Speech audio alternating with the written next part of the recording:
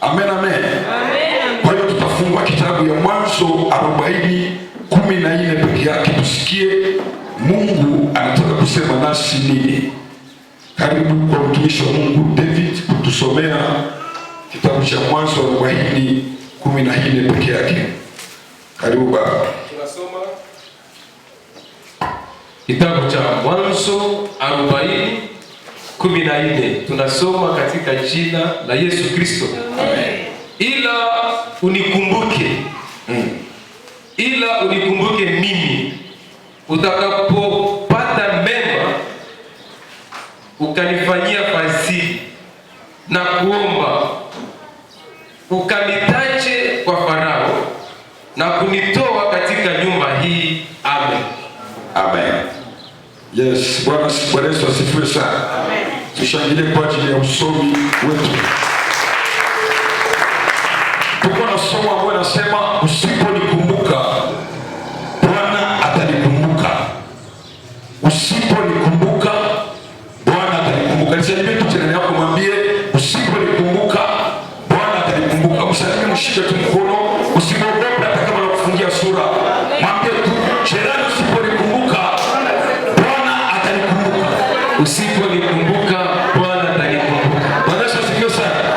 Kama ule mwenyewe ulisalimia alifungia sura tokea mwingine, mwambie usiponikumbuka Bwana atanikumbuka.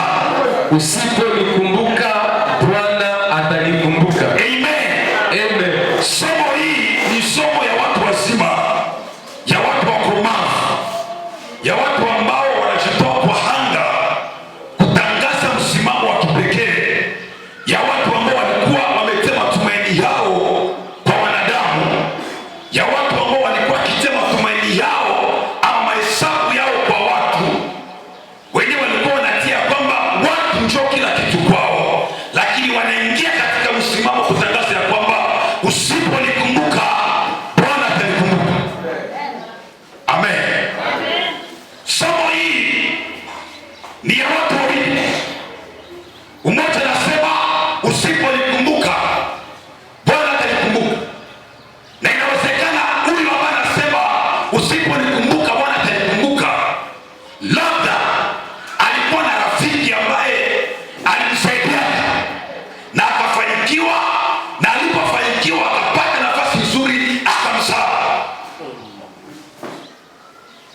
Uko hapo kuna rafiki mwenye ulisaidiaka, Mungu akamsaidia kaenda ngambo, na ukaanza kupiga hesabu sasa, unapata shida, unachukua daftari unaona naandika majina marafiki wote wenyewe walishakafanikiwa wako. Kama kuna mzee wetu mmoja wa kanisa, wakati nilifika wakati ya Christmas, anasema alikuwa na list ya marafiki zake wa Ulaya, akawaandika kitabu karibia 60 karibia 60 wote kawaandika pale. Anasema alikuwa na matumaini ya wale watu wote kama tumtumia pesa, na alianza mwezi wa 10 anaandikia mwezi mmoja message, jambo baba, Mungu akulinde akupiganie, lakini unikumbuke mwisho wa mwaka. Anaandikia mwingine, jambo baba, Mungu akulinde alinde familia yote, ikifika mwisho wa mwaka utukumbuke na sisi huku. Anasema ilikuwa ni list ya watu karibia 60, lakini anakwambia kama kuna watu wenyewe hawangemsaidia labda ni watu 20, lakini arobaini yote ingemsaidia. Na alikuwa amepiga hesabu yao watu ya kwamba ningetumia zile pesa labda ningefanya vitu vikubwa. Bwana Yesu asifiwe sana. Jina la Bwana libarikiwe sana. Sema amen. Sasa ilifika Disemba tarehe 24, anatuma message inasomewa, lakini hakuna majibu. Inasomewa vizuri, inapiki pale kwa WhatsApp vizuri sana, lakini hakuna majibu. Anatumia mwingine, hakuna majibu. Anatumia mwingine, hakuna majibu. Inafika tarehe 1, hakuna mtu mmoja. Ndio maana kitabu ya Yeremia 17:5 nasema amelaaniwa mtu yule mtegemeaye wanadamu. asifiwe sana. Hii mwaka ujitahidi sana, kama kuna nguvu ambayo unaweza iweke kwa Mungu peke yake. Bwana asifiwe sana. Narudia kusema hivi, hii mwaka ya 2026 ujikaze sana, mahesabu yako yote iangalie Mungu peke yake. Njoo mwenyewe hata wakati wa shida atakwambia, mwanangu, ni lazima nikusaidie. Wale marafiki wenyewe wapigie hesabu, kuna siku yenyewe watakutrai, kuna siku yenyewe watakwambia hatuna, kuna siku yenyewe watakwambia mpendo umetuambia kweli kuna shida na mimi niko na yao. Haujawahi ona kuna mtu mmoja alipigia simu kumwambia niko na shida fulani, nilala njaa, na yeye anakuambia pole sana, ningekusaidia na mimi sina kitu, nilala njaa. Amen. Bwana asifiwe sana. Mpaka wanaanza kushtuka, wanasema kwa nini nimeshusha heshima yangu kwa huyu mtu? Haleluya. Bwana asifiwe sana. Usiponikumbuka Bwana atafanya nini? Ndugu zako wasipokumbuka hii mwaka, weka matumaini yako kwa Mungu, atakukumbuka hii mwaka. Maana maandiko yanasema kwamba amtumainiaye Bwana ni kama mlima Sayuni ambao utatikisika milele, wakaa milele. Haleluya. Bwana asifiwe sana. Jina la Bwana libarikiwe sana. Hata kama kuna wale waliowasaidia, wewe usiweke hesabu yako kwao, lakini wewe tazamie Mungu ataingia mioyo ya wanadamu ili wakusaidie wewe. Hata kama ni ndugu yako, hata kama ni mama yako, hata kama ni baba yako, hata kama ni kaka yako, usitie kalkile zako kwa maisha yake. Kama Mungu hajamuingia, sikia kwa Mungu mpendwa, kuna watu wenyewe wana wandugu hapo, wadamu wako Ulaya, lakini leo wako hapa. Bwana asifiwe sana. Lakini kwa sababu mwanadamu anafananishwa na nyama, lakini Roho Mtakatifu njoo anatusaidia ili tusaidie watu wengine. Bwana asifiwe sana. Lakini kwa hali ya mwanadamu hawezi kusaidia mwingine. Leo ndio mwanadamu iko na nguvu, ama anatarajia aone jinsi mwingine anaanguka ili amcheke kesho. Ni uongo. Bwana asifiwe sana. Ni uongo. Leo ndio mtu anapenda na furahi, haone mwingine analala njaa. Mwanadamu leo tayari achukue chakula aende aitupe nje, na kuna wengine wenyewe wanatafuta chakula. Bwana Yesu asifiwe sana. Sasa kama Mungu hajamuingia, kama Mungu hajakugusa, hawezi kukumbuka. Bwana Yesu asifiwe sana. Amen. Nakutakia mwaka utangaze msimamo. Bwana Yesu asifiwe sana. Miaka iliyopita ulitumainia wanadamu, mwaka uliopita ulitumainia wanadamu, lakini hii mwaka tangaza msimamo. Sema ya kwamba usiponikumbuka Bwana atafanya nini? Hatanikumbuka. Hatanikumbuka. Haleluya. Amen. Mahali ambapo tunasoma ni historia ya Yusufu. Biblia inasema ya kwamba Yusufu anajikuta ndani ya gereza, na alipojikuta ndani ya gereza, pale ndani ya gereza hakujikuta bure, lakini alisingiziwa habari mnyumba Potifa, akajikuta iko ndani ya gereza. Amen. Na wakati anaingia ndani ya gereza, Biblia inasema ya kwamba anajikuta na wafungwa wawili, na wale wafungwa wawili walikuwa pale ndani. Walipokuwa pale ndani, maandiko yangu yanasema ya kwamba mtu wa kwanza akaota ndoto. Alipoota ndoto, akakuja akamwambia Yusufu. Alipomwambia Yusufu ile ndoto, Biblia inasema ya kwamba Yusufu akatafsiri ile ndoto. Lakini huyo mtu wa pili naye sasa ifika kesho akaota ndoto hii. Huyo wa kwanza aliota ndoto, Yusufu akaitafsiri, na alipoitafsiri akatoka nje ya gereza akaenda nje. Pakabaki huyu mwingine, huyu wa mwisho, lakini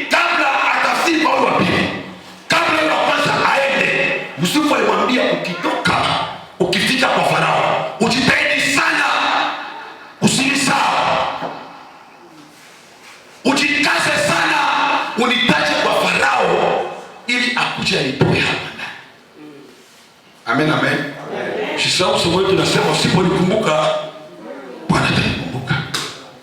Sasa maandiko yanasema ule jamaa kasikia na akaenda.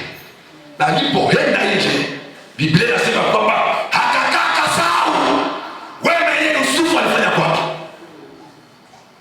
Papo watu wengi walisha kusahau.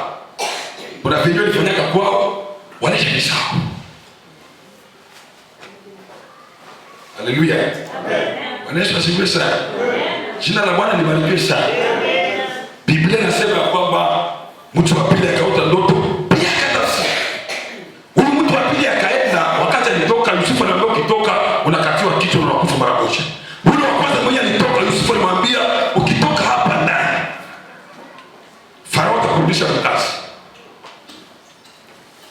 Na vile vile kisi Yusufu alisema njoo kisi Mungu alifanya. Sasa alitoka ndani Farao akamrudisha kazi. Kitu ya ajabu inafanyika miaka 2. Anamsaulika Yusufu mwenyewe alitafsiri ndoto wake. Haleluya. Bwana asifiwe sana. Jina la Bwana libarikiwe sana. Anafanya miaka 2. Anasahau wema ambao Yusufu alifanya kwake. Lakini napenda Mungu sana kwa sababu Mungu iko na njia elfu. Sikia nikwambie. Hata kama kuna njia ambazo zitafungwa kwa hii upande, Mungu atafungua njia kwa upande mwingine. Bwana Yesu asifiwe sana. Mungu anawahudumia vizuri, anawapatia chakula, anawapatia mavazi, anawapatia pesa, anawapatia kila kitu kwa sababu matumaini yao wanatazamia nani? Bwana. Na ndio maana Mordekai anaambia Esta ya kwamba usipotusaidia Bwana atafungua njia nyingine. Mwambie jirani ya kwamba usiponisaidia Bwana atanisaidia. Amen. Haleluya. Amen. Bwana asifiwe sana. Na angalia jirani msimwambie ukitaka wacha kunisaidia lakini Bwana atanisaidia. Ukitaka wacha kunisaidia Bwana atanisaidia. Jina la Bwana libarikiwe sana. Haleluya. Usiponikumbuka Bwana atanikumbuka. Sasa kule jamaa anafika kwa Farao, anamshaurika Yusufu. Na wakati alifika pale, Biblia yangu sasa inasema Mungu akaona katika ulimwengu wa roho, katika ulimwengu wa ufunuo, Mungu akaona ya kwamba ili nitimishe ahadi zangu kwa Yusufu, inabidi niingie nyumba ya Farao, nimpatie ndoto, na ile ndoto ikose tafsiri. Baada ya kukosa tafsiri, nipatie huyu Yusufu nafasi ya kuingia wapi? Kwenda kutafsiri ile ndoto ili ya kwamba hawezi kuinuliwa. Bwana Yesu asifiwe sana. Jina la Bwana libarikiwe sana. Sasa hapa Farao akaota ndoto. Wakati anaota ndoto, maandiko yanasema akakusanyisha wachawi wa mji wote, waganga, akakusanyisha watu wa akili, watu wa hekima, watu wa busara, vile taku mazima. Swali yangu nini kunajulisha sasa hivi unaanza hizo? Hata nisema ukanisaidia. Namna gani kakuma yote hii mtu mmoja aote ndoto, halafu mwaika Mungu watumishi, Mungu waumbaji, Mungu walimu, Mungu watu wa akili, unaambia tafsiri ya ndoto ikosekana. Bwana asifiwe sana. Inawezekana? Tuongee, inawezekana? Ndio. Bwana asifiwe sana. Inawezekana? Haiwezekani. Amen. Kumbe Mungu ndio mwenye aliingilia katikati kupoteza nini? Tafsiri ya ndoto. Mungu akitaka kukusaidia, sikia nikwambie, Mungu akitaka kukusaidia, anaweza fanya kitu kenye kitakuumiza, lakini kesho utakuja kusema kwamba sio kwa majeshi wala silaha, lakini kwa uwezo wa Mungu peke yake. Leo tuko kama mimi na wewe, ni mapito ambayo Mungu anatupitisha ndani ili atupatie somo fulani ambayo tumuelewe Mungu ni nani. Na wakati utamaliza ile somo, Mungu anakutoa sasa ili ufikie kwa ile muujiza wako. Bwana Yesu asifiwe sana. Bwana Yesu asifiwe sana. Jina la Bwana libarikiwe sana. Sasa Mungu anaingia kwa Farao, anamwotesha ndoto.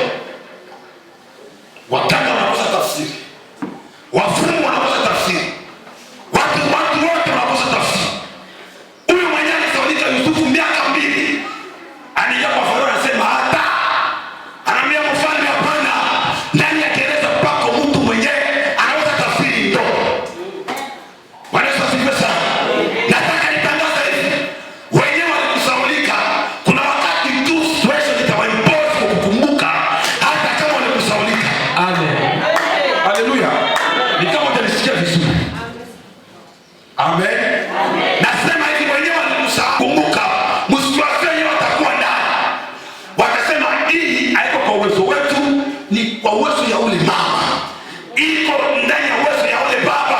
Hata kama walikusaulika, lakini Mungu ataingia katikati yao. Na ile siku iko mbali, kwa leo kwa maisha yako. Nasema kwa leo kwa maisha yako. Nasema kwa leo kwa maisha yako. Iko leo kwa maisha yako. Profesa mwenye alisaulika Yusufu miaka 2. Anaenda kwa Farao anamwambia, hata mfalme, kuko mtu ndani ya gereza mwenye iko na nguvu za Mungu za kutafsiri ndoto. Farao angemuuliza, wewe unajua aje? Huyu mtu angemjibia kwamba alitafsiri kwanza ndoto yangu. Akaniambia kwamba nitarudia mkasi, na leo niko mkasi. Kwa hiyo wewe mfalme, bora mtu mgereza akuja tafsiri ndoto. Naona ya kwamba Mungu atatuma watu wenyewe wanasema wawahi kukusaidia hii mwaka. Amen. Haleluya. Ilibidi Farao hatume watu waende kuchukua Yusufu mara moja. Sasa baada ya kumuuliza, wewe ndio mwenyewe unakuwa na tafsiri wa ndoto? Jamaa anasema sio mimi, ni Mungu. Bwana asifiwe sana. Jina la Bwana libarikiwe sana. Mungu asaidia watu wenyewe wajipiga na kifua. Mungu asaidia watu wenyewe wanasema duka yangu ndio inanikulisha. Hapana. Mungu asaidia watu wenyewe wanasema kazi yangu ndio inanikulisha. Hapana. Mungu anasaidia watu ambao wanasema na yaweza yote katika ile fulani fanya nini? Alitia nguvu. Mungu anasaidia watu ambao wanasema hii duka itokana na nini? Inatokana na nani? Kila kitu Mungu atakupea. Usijipige kifua kusema kama ni chama. Lakini utazamia Mungu mwenyewe alikupatia, na ukitazamia Mungu anampatia utukufu, atakupatia kile. Na Yusufu akaelewa akasema, hapana, sio mimi. Ambaye niko na uwezo, mwenye niko na uwezo ni Mungu pekee yake. Farao akamwambia, hakuna vitu vya kuchelewa. Kama ni Mungu njoo anakutumia itafsirie ndoto. Waganga walikuwa, wachawi walikuwa, wote walikuwa ikiwa wakosa tafsiri. Kumbe ni pale mlango ambao Mungu alitengeneza kwa ajili ya Yusufu haingie pale. Kuna vitu karibia 3 ambavyo Mungu alituma aweze kukumbuka Yusufu. Bwana Yesu asifiwe sana. Na jambo ya kwanza ilifanya Mungu akumbuke Yusufu ni haki ya Mungu kwa maisha ya Yusufu. Jina la Bwana libarikiwe sana. Jina la Bwana libarikiwe sana. Haki ya Mungu kwa maisha ya Yusufu ilifanya Mungu akumbuke Yusufu hata kama alipitia wakati mgumu. Sikia nikwambie, haki ya Mungu jitimilika kwa maisha yako. Aiombi ya kwamba uko na level ya masomo ya namna gani. Haki ya Mungu jitimilika kwa maisha yako. Aiombi ya kwamba uko maarufu ama uko na jina ama utoka na familia fulani ama uko na maadui fulani ama wachawi fulani walikuzunguka ama watu fulani walikufunga. Hapana, haki ya Mungu kwa maisha yako hapana kufaka na kabla ahadi yake haijatimilika kwako. amen. Hiyo ni amena na amena. Sikia, wachawi wafunge, wakuroge, wafanye vyenye watafanya. Haki ya Mungu ilikuwa tu kwa maisha yako. Kuna kenye Mungu alikwambia ya kwamba hautakufaka na utafika mahali fulani. Sikia nikwambie, hata upitie magonjwa ya namna gani, ni lazima itatimilika kwako. Bwana asifiwe sana. Wewe unafikiria ahadi ya Mungu itatimilika tu tuko mkambi? Haiwezekani. Wanafikiria ahadi ya Mungu itatimilika tu na moto? Haiwezekani. Kuna wenyewe waliingia hospitali wakagonjwa malaria wakakufa. Lakini wewe uliingia hospitali chuko na ahadi ya Mungu. Wengine walipewa, walienda kwa masonde, walikunywa dawa zingine, lakini wewe ulipoa paracetamol ukapoa. Chuko ahadi ya Mungu. Chuko mpango ya Mungu. Mungu yuko juu ya maisha yako. Sikia, utapitia vita, utapitia changamoto, utapitia moto, utapitia mishale, lakini ahadi ya Mungu kwa maisha yako ni lazima itimilike. Amen. Amen. Haleluya. Sasa utakumbuka Yusufu iko na ahadi ya Mungu. Na Biblia inasema kwamba wakati Yusufu alikuwa kwao, anaota ndoto ya kwamba migomba yake inaenda, migomba ya ndugu zake inaenda kuinamia migomba yake. Haleluya. Ndugu zake wakamwambia Yusufu, yaani sisi tutakuja kuinamia. Wakasema haiwezekani. Haleluya. Bwana Yesu asifiwe sana. Sasa ndugu zake juu ya wivu na kuona kwamba wanaweza silisha ile ahadi isitimilike, wakasema hapana. Wamoja wanasema hata tuue ili shetani. Wengine Yuda anasema hapana, inabidi tumuuzishe. Bwana asifiwe sana. Nasema hivi, hata muone maadui zako, Mungu tu ataingiza rafiki mule ndani mwenye atakuwa kutetea usiku. Bwana asifiwe sana. Haleluya. Nasema hivi, muone maadui zako. Pata mtu mmoja mpaka anajiingiza mule ndani. Anasema hata kama tunamchukia tusimuue. Amen. Sasa ikawa wakamuuzisha Yusufu, akaenda. Wakafikiria kwamba anaishia pale na hadi za Mungu zinakufia pale na kila kitu kinaishia pale. Wakashinda kuelewa kwamba Mungu ndiye alipitisha Yusufu maile mapito juu afike ahadi yake. Amen, amen. Bwana asifiwe sana. Anaingia nyumba ya Potifa. Wakati anaingia nyumba ya Potifa, mke wa Potifa anamsingizia. Wakati anamsingizia, Yusufu akajikaza sana alinde utakatifu wako uliokuwa ndani yake. Bwana asifiwe sana. Sikia nikwambie, hata kama unapitia shida, hata kama unaweza lala njaa, hata kama unaweza kosa pesa, linda Mungu ambaye yuko ndani yako. Bwana asifiwe sana. Bwana asifiwe sana. Bwana asifiwe.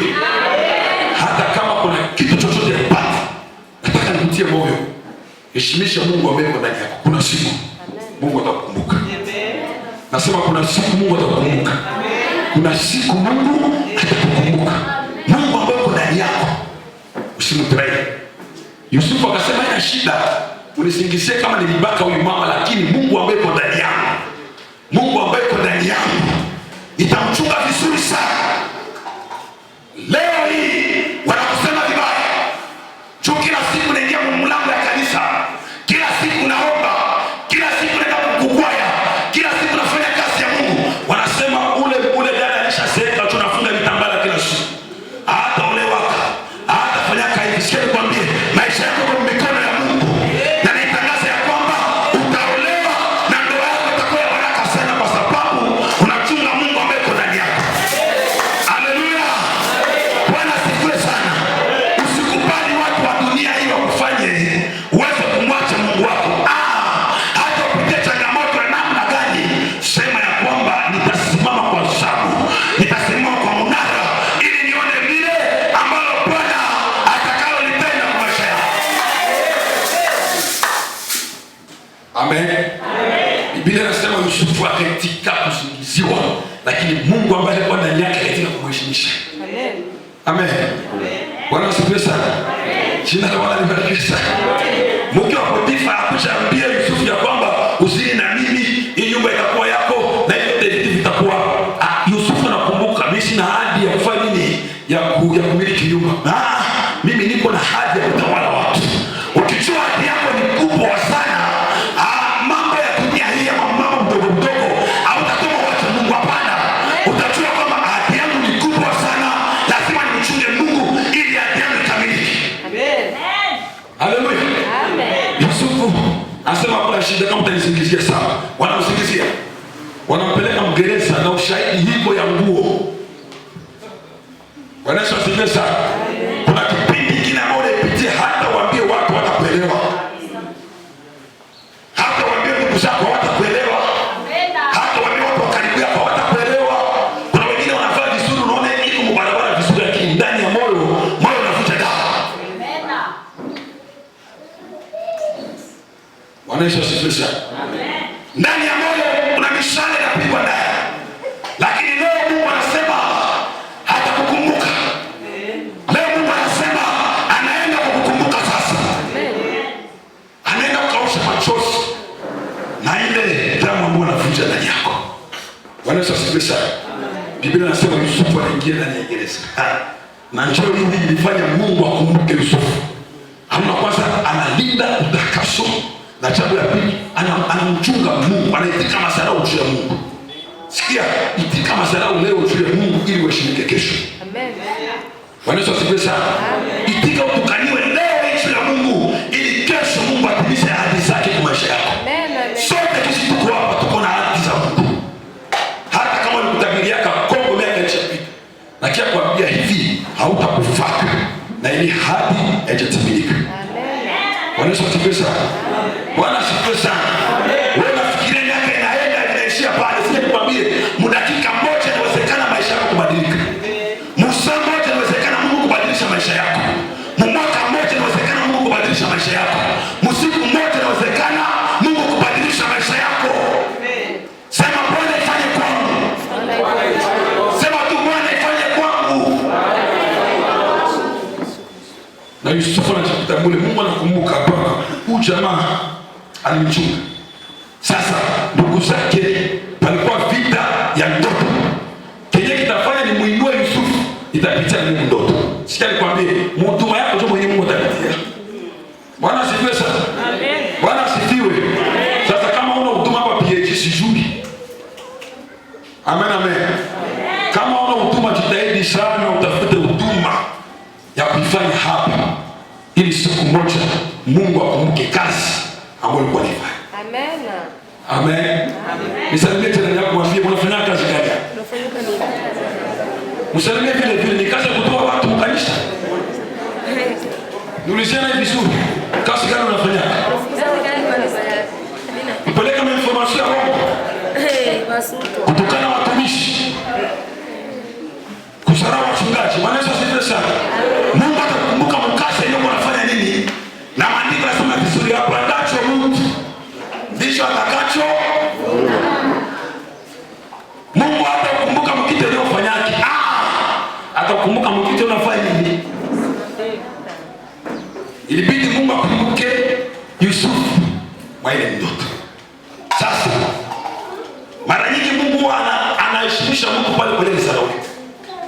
Ndugu zake na Yusufu wanaenda kumuita bwana mandoto anakuja. Akiwapelekea chakula anasema bwana mandoto anakuja. Akifanya hivi bwana mandoto anakuja. Na wewe kwa hapo unaweza kupanga majina. Mama wa kanisa anaenda tena. Mama makwaya anaenda tena. Mama vitambara anaenda tena.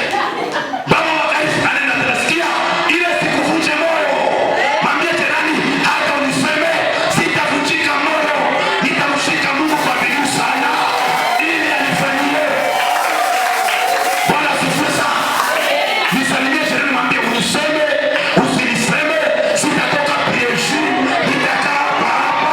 Bwana atanikuta hapa hapa. Haleluya. Haleluya. Niambie tena, mshike tena, mwambie jirani, najua kama unanificha moyo. Najua kama unanisemaka. Lakini mimi sitatoka hapa. Bwana atanikuta hapa. Hapa hapa. Haleluya. Haleluya. Haleluya.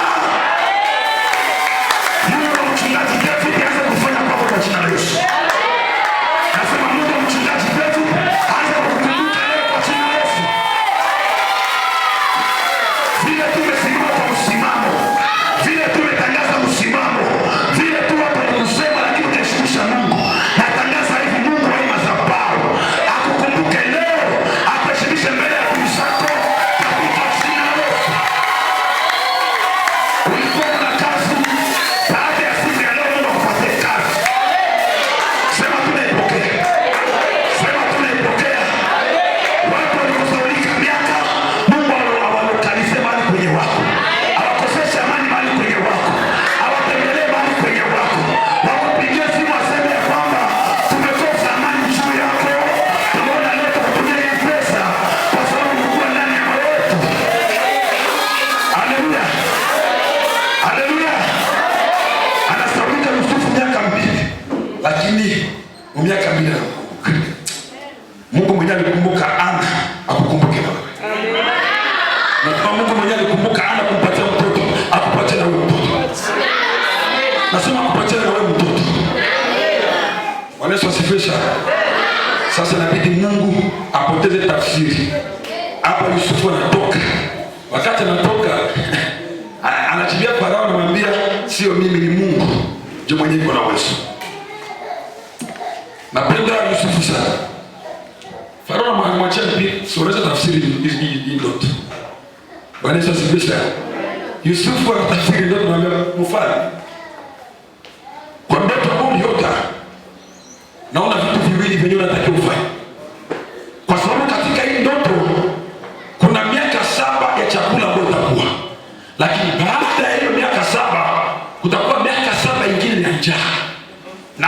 utaingiliwa na njaa. Sasa kitu kikubwa kenye unastahili ufanye hapa, inabidi upate mtu wa akili na mtu wa hekima ambaye ataweza kufanya nini, kupiga mahesabu vizuri, ili ile miaka 7 ambayo itakuja mbele njaa isikue.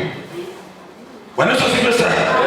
Ukumbuke hapa Yusufu anasema Farao atafute mtu wa akili na mtu wa hekima. Mtu wa hekima atoke wapi? Walitafuta watu wa hekima watafsiri ndoto wao. Bwana asifiwe. Watu wa matumbo mikubwa wakiwa tafsiri ndoto hawapo. Watu wa makoti makubwa wanaitwa kwa tafsiri ndoto hawapo. Sasa Farao angejibia Yusufu mwingine naye.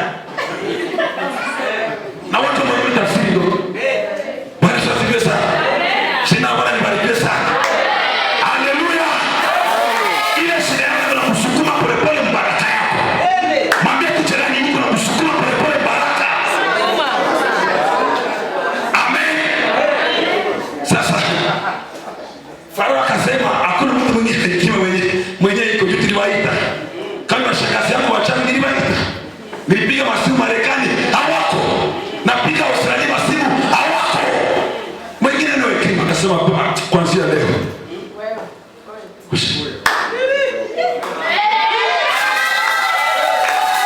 Bwana Yesu asifiwe sana.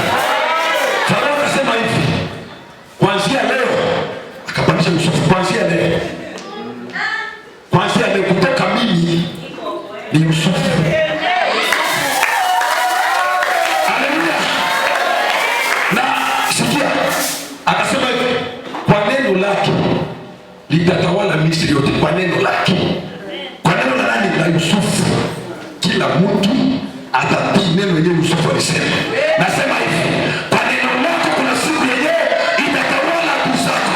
Kwa ndugu zako walikupa miaka, lakini kuna siku yenyewe neno lako itawatawala. Haleluya. Bwana asifiwe sana. Leo unakosa neno chuo na kitu. Leo unakosa neno chuo hauna pesa. Lakini siku Mungu atakuingiza baraka yako. Watakutafuta sana na utaona sema kabla ataweza kutuma hiyo familia yako wewe. Sema tu ni mimi. Sema tu ni mimi. Farao akasema kuanzia leo. Kuanzia leo. Na mimi natangaza kwa masabu kuanzia leo. Kuanzia leo. Mungu wa masabahu akupatie kutawala. Amen. Nasema akupatie kutawala. Maana maandiko yanasema kwamba kila mahali yenye tutakanyaga atatupatia kutawala. Amen. Yusufu utaelewa kwamba wakati alikuwa na ndugu zake katika ulimwengu alikuwa na matawala. Ndio maana akaona migomba ya ndugu zake na kufanya ni kuinamia. Sasa ilibidi sana afika Misri atawale Misri. Bwana Yesu asifiwe sana. Na mimi natangaza hivi kote kwenye utaendaka Mungu akupatie kutawala. Mungu akupatie kutawala. Bwana asifiwe sana. Jambo ya pili ambalo lilifanyika baada ya Yusufu kuinuliwa. Jambo ya pili. Akasema kuanzia leo Yusufu anabadilishiwa chini. Bwana Yesu asifiwe sana. Yusufu anambadilisha chini. Farao akasema kuanzia leo nampatia chini ya Sefnet-Panea. Na kitu kingine kafanyika kuanzia leo, mtoto wa Potifa, fia wa Potifa ndio atakuwa bibi ya Yusufu. Mtafsiri nyingine Mungu alitaka ambia Potifa hivi, wewe unipeleka mwenzako mgereza. Na mimi nakamata mtoto wako. Aende kwa mfungwa wa nani? Wa Yusufu. Biblia inasema kwamba mwanamke anapoolewa yuko chini ya sheria nani? Sheria nani? Oh. Bwana asifiwe sana. Kiote kenye unapanda utafanya nini? Utakifuna tu. Mungu anasema pale pale moja Thesalonika, toka inatoa mtoto aende olewe naye. Natangaza hivi kwenye Thesalonika kama Mungu akuheshimisha. Bwana Yesu asifiwe sana. Kama Mungu Thesalonika umekupanga majina, wamekupanga